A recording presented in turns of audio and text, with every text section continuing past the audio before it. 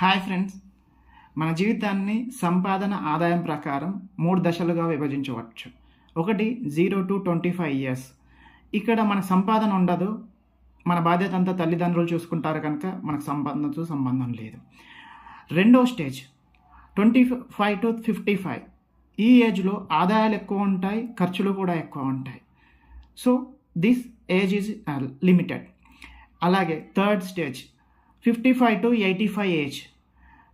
ఇక్కడ మనకు సంపాదన ఉండదు, కానీ ఖర్చులు మాత్రం still continue.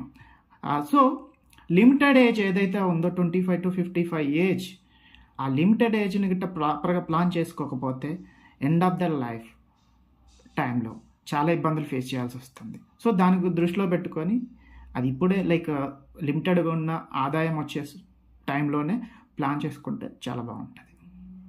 Think about this.